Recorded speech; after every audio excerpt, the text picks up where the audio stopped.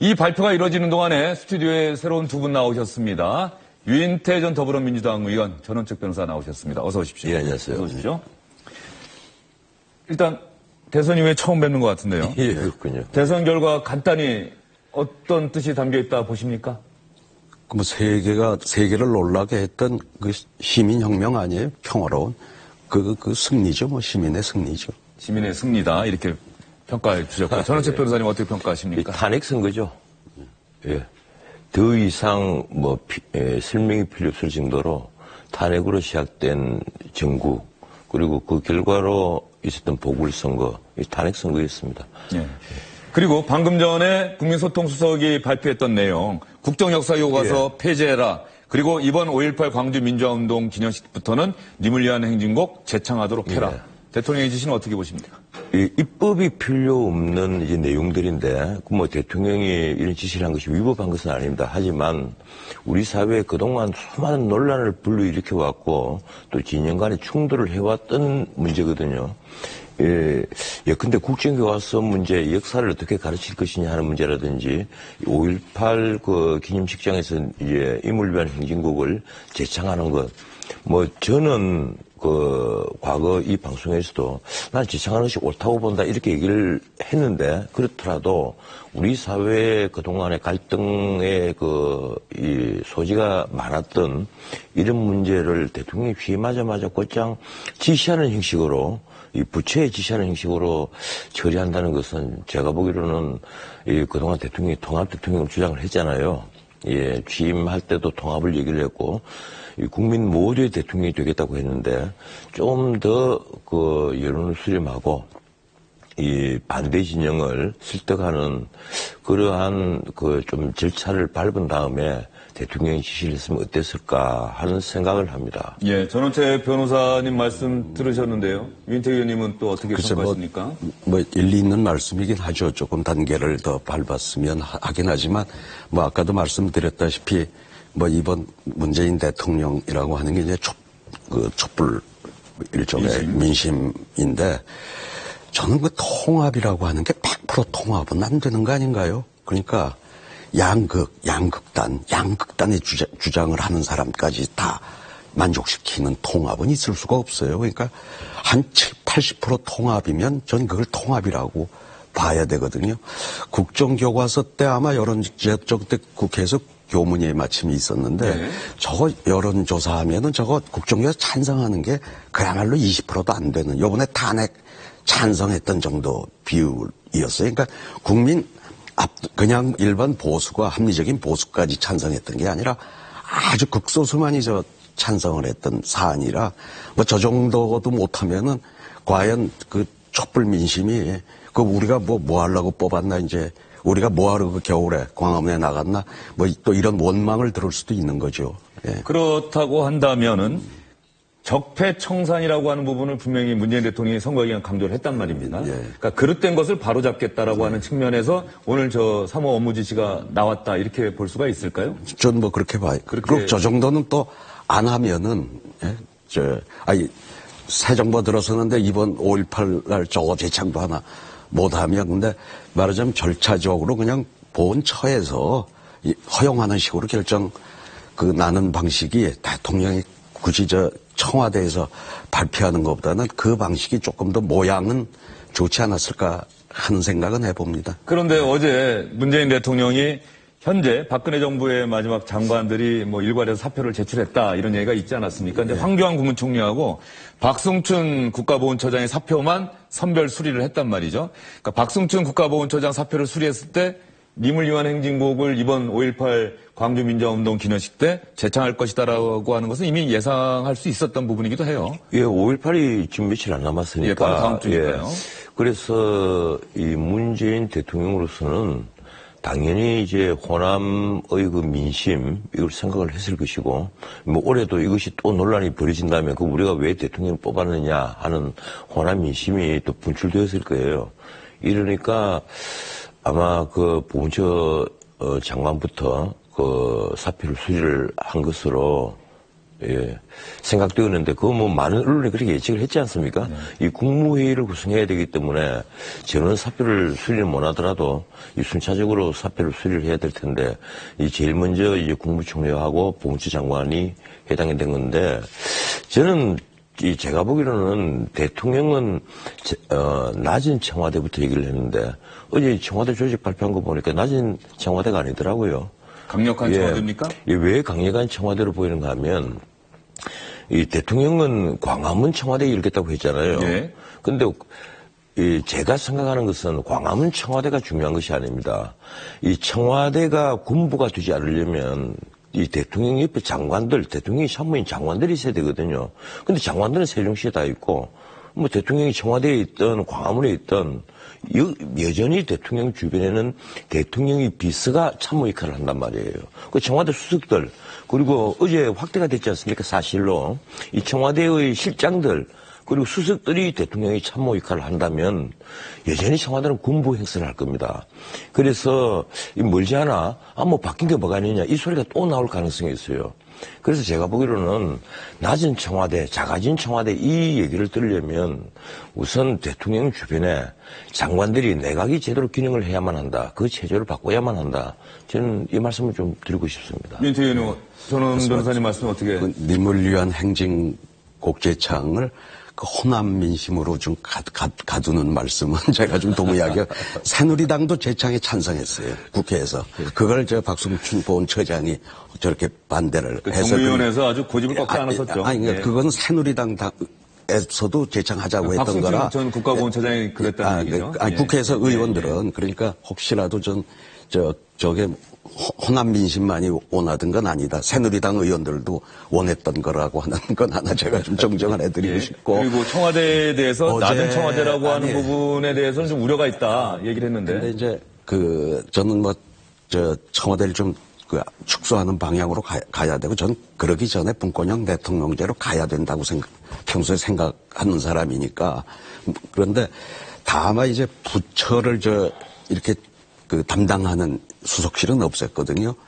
그렇게 되면은 장관이 정치권에서 간 사람은 청와대 눈치를 좀 대통령 직접 아는 장관은 괜찮은데 직업 공무원들은 다 부처의 행정관 눈치도 그렇게 보게 돼 있거든요. 근데 어제 발표한 거는 아젠다별로 하고 이제 부처를 장악하는 수석실에 이제 요번에 개편은 한 거는 적어도 책임 장관을 좀 하겠다고 하는 의지는 좀 담긴 것 같고요. 인사수석을 이제 계속 두면은. 여성으로 뒀는데, 인사수석실 밑에는 그 숫자는 그건 좀 줄여야 돼. 그걸 많이 두면은 일을 맡겨야 될 거 아니에요. 그 부처들을 맡겨요. 인사수석실 행정관들이 어느 부처는. 그러면 걔들은 하는 일이 정책은 안 들여다보고 인사만 들여다보니까 그 부처에 무슨 과장 인사까지 다 이제 꿰차고 앉으면 대개 이 공무원들이 자기 담당하는 청와대 행정관의 인사에 대한 시각에 상당히 좀 눈치를 보는 거, 이건 참 아주 폐단이었어요. 제가 과거 청와대에서 느낀 거. 두 분 말씀하신 거 보니까 어쨌든 문재인 대통령을 도울 비서실, 청와대 비서실이 좀 유념해서 새겨들어야 할 대목이 아닌가 싶습니다. 작은 청와대, 낮은 청와대가 아니라 또다시 굴림하는 청와대가 될 가능성도 있다. 조심해야겠죠. 분명히 약속했으니까. 물리적으로 저는 그건 불가능해 보일 것 같습니다. 전 변호사님, 장관이 세종시에 있잖아요. 장관이 세종시에 있기 때문에 예. 그 부분과 관련해서 인사 얘기를 한번 해보죠. 예. 이낙연 전남지사를 국무총리 후보자로 지명했고요. 국가정보원장 후보자로 서훈 전 국정원 3차장 지명했고, 임종석, 51살의 임종석 전 의원을 대통령 비서실장, 그리고 수석들 쭉 발표했습니다. 예. 어떻게 평가하십니까? 이낙연 총리에 대해서는 많은 분들이 무난한 당평인사다. 특히 또 대통령이 영남에서 나왔으니까 가급적 다른 지역에서 총리가 나오는 것이 좋지 않겠느냐 얘기가 나왔고, 또 이낙연 총리 지명자가 언론계 있을 때나 또 정계에 있을 때나 인품 자체가 무난하다 이런 평가를 받아왔던 분이고, 또 많은 내공을 쌓아온 분이잖아요. 그런데 다만 하나 좀 아쉬운 것은 책임 총리를 하겠다면서 지금 이낙연 총리 지명자가 총리로 임명 동의를 받은 다음에 그러면 재채권을 행사할 것이냐 하는 문제는 여전히 남아 있습니다. 그리고 임종석 그 비서실장은 나이와 경력이 문제가 아니라 이 젊은 시절에 있었던 이 주사파 행동에 대해서 아직 제대로 국민들에게 해명을 하지 않고 이 반성을 했다는 어떤 그 말씀이 없었어요. 그래서 차제에 많은 사람들이 이제 의구심을 나타내는데 이 비서실장으로서 그 더 이제 때가 묻기 전에 좀 기자 간담회 이런 걸 통해서 국민들에게 충분히 그런 의구심을 해소를 했으면 좋을 것 같고, 조국 그 민정수석에 대해서는 저는 좀 의구심을 가집니다. 우리가 폴립해서 하는 얘기를 많이 하는데, 조국 그 교수가 이 국립서울대학교, 지금은 이제 법인화가 됐습니다만 서울대학교 교수로 있으면서 그동안 정치적 발언을 가장 많이 해온 교수 중에 한 분이었잖아요. 특히 진영 논리에 치우쳐서 이제 발언을 많이 해오신 분인데, 그런 분을 민정수석에 뽑았을 때는 처음에는 나온 얘기는 이 검찰을 앞으로 좌지우지하지 않겠다 이 얘기였어요. 그런데 불과 한 서너 시간 지나서 이 세월호 그 특조위 다시 재가동했으면 좋겠다. 또 그걸 또 더 넘어서서 이 국정농단 이 사건 특검 또 해야 되는 것 아니냐. 사실 특검 끝나고 나서 그걸 서울지검이 받아서 그 특수본에서 이 박근혜 대통령을 한 차례 조사해서 구속시킨 다음에 또 5차례는 또 조사했지 않습니까? 전 변호사님, 그 부분은 저희가 준비가 되어 있습니다. 예. 잠시 뒤에 할 얘기이고요. 예. 또 문재인 대통령이 먼저 어제 오찬간담회에서 먼저 한 얘기를 민정수석이 보충 설명하는 얘기였으니까 그 부분에 대해서 정확하게 잠시 뒤에 얘기를 나누도록 하고요. 인사에 대해서 이렇게 평가를 하셨습니다. 뭐 이낙연 총리 후보자에 대해서는 뭐 전 변호사님도 이렇게 좋게 평가를 하는 것 같은데, 임종석 대통령 비서실장에 대해서는 과거 학생운동 경력 당시 주사파 뭐 이런 논란에 대해서 좀 사과를 했어야 되는 건 아니냐고 하는데, 위원님 어떻게 생각하십니까? 근데 우리 역시 정권이 바뀌니까 우리 전 변호사님이 그냥 날개를 다셨네, 이제. 막 신이 나셨어, 이제. 하여튼 뭐, 첫째 이제 뭐 친문 패권 했는데, 지금까지 인사해서 저기 정치권에서 사실 그동안 그 문 대통령과 가까웠던 사람이 하나도, 임종석 의원도 아시다시피 뭐 그 친문이 전혀 아니잖아요. 이미 진영이 다 갖춰진 다음에 뒤늦게 합류했죠. 예. 다 그렇고 뭐 이낙연 지사도 마찬가지고 다 또 둘 다 이 협치에 상당히 방점을 둔 것 같아요. 그 야당에서도 두 사람이 상당히 친화력도 있고 그렇게 모난 사람들이 아니거든요. 그래서 그 총리하고 실장은 그런 것 같고, 뭐 그러니까 그래도 집권 경험이 있었기 때문에 처음에 우리 정부 때는 국정원장을 민변 변호사 하시던 분을 이제 고영구 원장 이렇게 했는데, 이번에는 국정원의 공채로 들어가서 그 국정원을 잘 아는 분, 또 아마 경호실장도 공채 출신 들어가서 예, 그렇죠. 실장된 거 처음 아닌가요? 예, 그동안 뭐 알고 경찰청장, 군 뭐 이렇게 해서, 그러니까 군이나 경찰 출신이 아닌 것 같아요. 아니 경호실 그러니까요. 주영훈 경호실장이 예, 그러니까 거예요.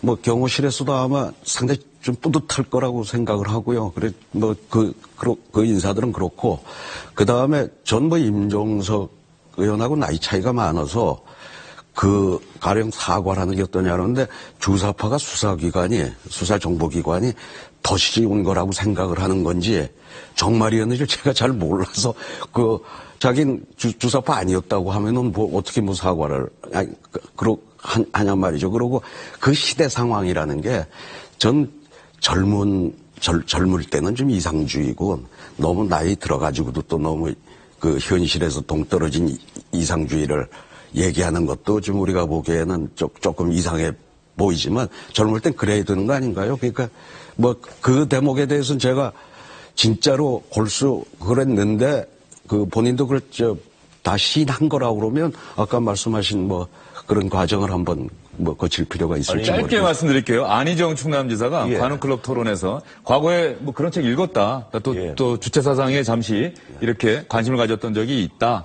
그러나 지금 나는 대한민국 충청남도라는 광역자치단체의 단체장 아니냐.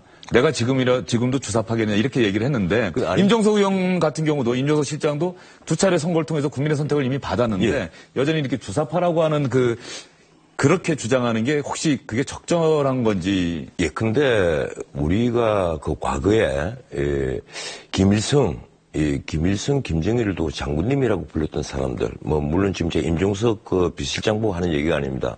그런 분들이 국회의원이 되었을 때 우리는 그분에게 물어야 됩니다. 국회의원은 국민의 대표니까요.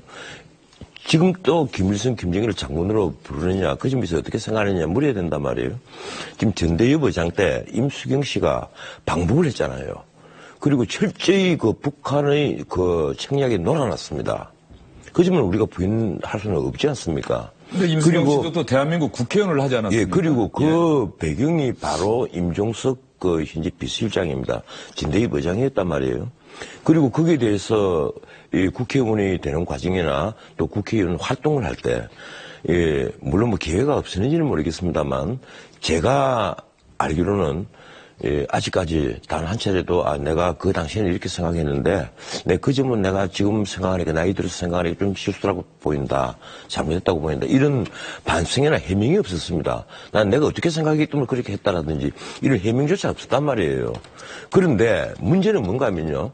예, 근데 이 어떤 뭐 수석 같으면 그 부분에 있어서만 국가기밀을 취급을 하겠지만 비서실장은 대통령과 함께 국가의 최고기밀 말하자면 1급 기밀을 전부 다 취급을 하는 분입니다.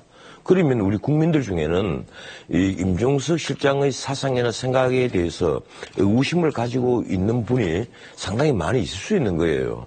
해명은 있어야죠. 어떻게 생각하십니까? 저도 예. 제가 사형 선고까지 받을 때 문제와는 다르지 않습니까? 북괴의 사주를 받아서 이 나라의 공산 국가를 건설하려고 하는 반국가 단체를 조직했다는 걸로 사형 1심 사형 선고까지 받았어요. 근데 저 거기에 대해서 한 번도 해명하거나 사과 안 이뤘고 한 몇 년 전에 이제 무죄 판결은 받았습니다만. 아니 그러니까 그 문제는 민주화 과정이었고요. 저도 그때 사형 선고 받은 분 중에 판결문에는 저 북괴의 사주를 받아서 이 나라에 저 노농 국가를 건설해가지고 북쪽에 갖다 바치려고 했다는 혐의가 그때는 유죄로 대법에서 확정 판결까지 받았잖아요. 사실은 근데 그 민청학년 사건은 전 국민이 실제 내용은 그렇지 않다는 것을 다 알고 있는 공지의 그 사건이었습니다. 예, 그랬으니까 이 민주화라고 자꾸 그 어목했던 시절의 젊은 사람들이 아무 걱정 안 하셔도 돼요. 뭐 이철 의원이나 이런 분들 저도 민생학년에 있었던 분들 그 5분 중에 돌아가신 한 분 빼면 제가 다 알고 있는 분이고 돌아가신 분도 내 고등학교 선배고 그래서 저하고도 아주 가까웠습니다. 그래서 누구 못지않게 다 잘 아는데 그분들이 어떤 반국가 단체 조직하지 않았다는 것은 온 국민이 거의 다 알고 있었던 사항이지 않습니까? 알겠습니다. 이 부분은 이쯤에서 정리를 하고요. 제가 임종석 비서실장이 기자들 만나서 한 얘기를 간단히 한번 들려드리겠습니다. 과거 어목했던 군사독재 정권 시절에 민주화운동을 했던 건 삶을 살아가는 긍지고 힘이다. 이렇게 얘기를 했고요. 또 하나는 지금 여야 모두에 과거 민주화운동했던 분들이 많이 있지 않느냐. 그게 현실이고 그 당시에 어떤 그런 민주화운동했던 걸 지금의 잣대를 갖고 얘기하기는 좀 어렵지 않겠냐. 이렇게 얘기를 했는데 나중에 기회가 되면 임종석 또 대통령 비서실장이 전원책 변호사님 하신 말씀도 들었을 테니까 그 부분과 관련해서 어떤 얘기하는지 한번 들어보도록 하고요. 하나 더 있습니다. 문재인 대통령이 어제 수석 비서관들과 점심 식사를 함께하는 자리에서 조금 전에 전원책 변호사가 얘기하셨던 바로 그 부분, 세월호 특조위 그리고 국정농단 사건과 관련한 재조사 이런 것들을 시사하는 이야기를 했거든요. 저희가 문재인 대통령의 이야기를 한번 여러분께 들려드리겠습니다. 국민들이 이제 검찰 개혁 이런 쪽에 관심을 가지고 많이 이제 보고 계신데 그것도 뭐 중요하지만 또 여러 가지 그동안 이제 세월호 그런 특조위도 제대로 활동하지 못하고 끝났기 때문에 그런 부분들이 좀 다시 좀 제대로 조사되고 진실 규명되게끔 하는 것도 뭐 필요한 것 같고요. 또 지난번에 우리 이 국정농단 사건에 대한 그 특검 수사가 기간이 연장되지 못한 채 그 검찰 수사로 넘어간 부분에 대해서도 또 국민들이 걱정도 하는데 그런 부분들이 또 검찰이 좀 제대로 수사할 수 있도록 그렇게 하는 것도 필요한 것 같습니다. 법률 개정 전이라도 할 수 있는 게 되도록 해야 되는 것 같습니다. 바로 저 부분에 대해서 조국 민정수석이 어제 청와대를 담당하는 기자들의 전화를 많이 받았습니다. 그래서 저희가 SBS 청와대 담당 기자와 조국 민정수석이 했던 얘기 여러분께 정리해서 들려드리겠습니다. 민정수석이 어떤 생각을 갖고 기자의 질문에 대답했는지 여러분도 잘 보시기 바랍니다. 국정농단 사건의 출발이 정윤회 문건 아니냐. 그때 민정수석실과 검찰에서 제대로 하지 않았다고 문재인 대통령이 보고 있는 것이죠. 이렇게 설명을 했습니다. 자, 정윤회 문건 조사하겠다는 뜻이겠죠. 문재인 대통령이 법률과 관계없이 현재의 민정수석실과 검찰에서 할 수 있는 일을 하라는 말씀이었다. 이 얘기했습니다. 또 있습니다. 자, 정윤회 문건 국정농단 사건과 관련해서 먼저 민정수석실이 조사를 하든 해서 실체를 규명한 후에 사법 처리할지 여부를 봐야 하는데 그것은 조사 결과에 따라 달라질 것입니다. 이렇게 얘기를 했습니다. 마지막 세월호 조사에 관련해서는 대통령 산하에 수많은 위원회가 있지 않느냐 그거라고 보면 된다. 즉 법을 새로 만들어서 국회에서 법을 통과시키고 그 법에 근거한 조사위원회를 만들겠다기보다는 대통령 산하에 위원회를 만들어서 세월호 관련 조사를 하는 방안 그거라고 보면 된다 이렇게 얘기를 했습니다. 조국 민정수석의 이야기 들려드렸거든요. 예. 전 변호사님 어떻게 세월호 특조위는요, 지금까지 검찰 해수부 이런 데서, 정말, 수사를 거의 뭐 2번씩 했다고 볼 정도로 수사조사를요, 해왔고, 그리고 그 앞에 있었던 특조위가, 물론 뭐 준비기간에 시간을 많이 보냈습니다만, 결국은 제가 보기로는 그 인력, 그 비용으로 과연 뭘 했느냐, 라고 비판을 할 수밖에 없을 정도로 결과물을 내놓지는 못했어요. 전 세월호 특조위 위원장이 또 단식까지 하지 않았습니까? 예. 제대로 우리가 할 수가 예. 없다. 물론 이제 마치고 나서 위원장은 그렇게 이제 변명을 합니다만 지금 세월호 사건이 터지고 나서 결국은 세월호가 침몰 과정 이후부터 왜 제대로 구조를 못 해냈느냐 하는 것이 사실은 사건의 핵심이었어요. 그런데 그걸 둘러싸고 수많은 음모론이 있었습니다. 심지어 뭐 잠수함에 부딪혀서 충돌했다라든지 이런 음모론이 있었는데 그런 음모론이 그 확대되는 과정에서 사실 언론도 제 역할을 못 했습니다. 그런 의미에서 지금 특조위를 다시 만들겠다 이건 아닐 거예요 아마. 지금 문 대통령이 하는 얘기는요. 그 반대되는 의미겠죠. 뭔가 미진한 구석이 있는데 제대로 못 밝히는 것 아니냐 이 얘기란 말이에요. 이 국정농단 사건은 더 심한 문제입니다. 예, 근데 최순실 게이트가 터지고 나서 이 특수본에서 조사를 하다가 특검에서 다시 또 조사를 했고 그리고 다시 그걸 또 검찰에서 받아서 특수본 2기에서 대통령을 수사를 해서 구속을 시킨 다음에 또 대통령을 보강 조사를 5번이나 했지 않습니까? 구치소 갔어요. 그리고 현재 지금 재판 중에 있어요. 만약에 미진한 부분이 있다면 우병우 전 수석에 있어서 미진한 부분이 있고 고영태라든가 이런 사람을 둘러싸고 이 게이트를 촉발시켰던 사람들의 어떤 그 문제들 여기에 대해서는 우리 국민들이 거꾸로 반대되는 오히려 박근혜 대통령을 옹호하는 분들은 왜 고영태를 수사하지 않느냐 이 얘기가 나왔단 말이에요. 근데 이런 문제를 두고 문 대통령이 지금 말씀하시는 건 아닐 겁니다. 역시요 우병우 수석이나 지금 고영태를 왜 또 수사를 하지 않느냐 왜 고영태는 아무 연관이 없느냐 국정농단에 아무 연관이 없는 것이냐 이 문제를 가지고 문 대통령이 특검을 더 해야 되는 것 아니냐 이 얘기는 아닐 거예요. 박영수 특검에서 수사를 하다 보니까 그 이면이 계속 수사를 하면 끊임없이 고구마 줄기처럼 계속 나오기 마련이에요. 직접 특검법에 딱 정해진 것 외에도 말이에요. 나온단 말이에요. 그러니까 그 부분을 얘기를 들었을 테고 이러니까 특검이 또 필요한 것 아니냐. 결국 이렇게 되면 제가 보기로는 1년 365일 특검해도 또 특검을 할 부분은 여전히 남아있을 겁니다. 지금 뭐 특검하겠다는 뜻은 아니라고 분명히 조국 민정수석이 얘기를 했습니다. 윤태 의원님은 어떻게 평가하십니까? 이제 세월호가 언젠데 이런 사람들도 있지만 세월호 특조위 때 해도 너무한다. 저렇게 가슴이 미어지는 조사 활동을 몇백 명이 전 국민이 텔레비전으로 한밤중에 어디서 이렇게 사고가 나가지고 했다 그러면 그야말로 좀 한번 애통한 걸로 다 지켜봤잖아요. 다 우리 구조될 줄 알았잖아요. 그때 텔레비전을 보면서 다 그냥 그 많은 사람이 죽었단 말이죠. 저걸 조사하는데 뭐 부연여인가 하는 사람 여기가 세금 먹는 무슨 도둑놈 집단처럼 하고 나중에 사퇴하고 어떻게든 이 정권에서는 권력은 그때 그 조사 활동을 왜 그랬는지 모르겠어요. 그 시원하게 조사를 하지. 많은 아쉬움을 아직도 가지고 있는 사람이 많다는 말씀을 드리니까 그 아쉬움은 좀 달래줄 지금 두 분 필요가. 다 세월호 부분에 상당히 중점을 두고 말씀하시는데 그리고 또 정윤회 하나. 문건. 그리고 정윤회 예. 문건은 여기 산 증인이 있잖아요.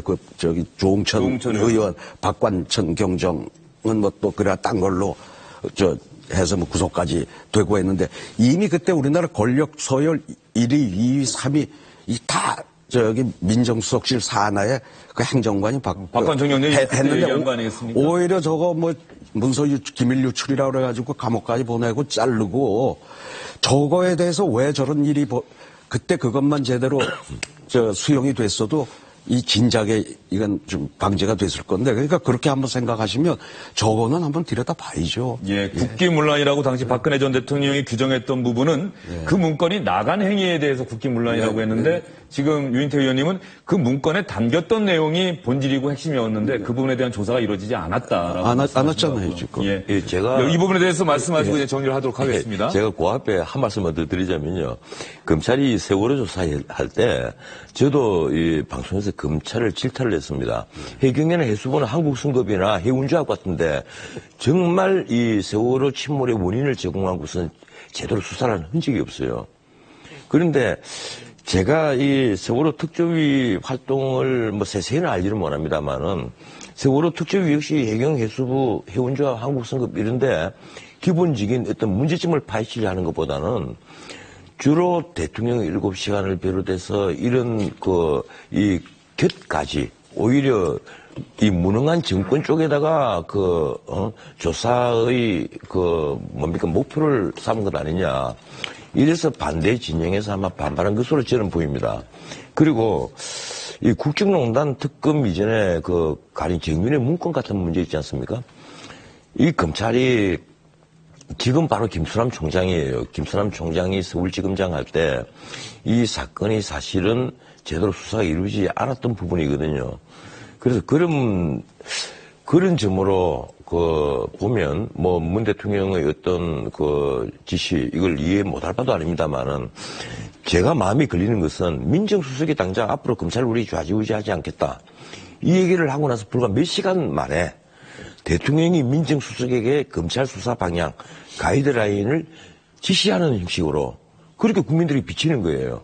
그러면 아무리 권력 초기지만 이건 좀 너무 국민들을 생각하지 않는 그런 모양새 아니냐. 지금 현재 상황이 법무부 장관도 없고 검찰총장도 없고 유일하게 민정수석이 있으니까 민정수석에게 그런 얘기했고 민정수석에게 그 뜻에 대해서 보충 설명하는 건 아니겠습니까? 지시할 대상이 없지 않습니까? 그럼 앞으로 조각을 하고 나서 새로운 법무부 장관이 나오면 티타임 때 자연스럽게 얘기를 해도 될 문제인데 뭐 이것이 대단히 무슨 급한 문제도 아닐 텐데 이미 지금 국정농단 사건의 관련자들이 재판을 지금 다 받고 있습니다. 그런데 예컨대 우병우 수석 문제라든가 또 아까 말한 대로 뭐 고영택 문제가 정말 뭐 마음이 걸린다면 그건 또 모르겠습니다. 그런 방향은 아닐 거란 말이에요. 예, 알겠습니다. 어쨌든 유인태 의원님.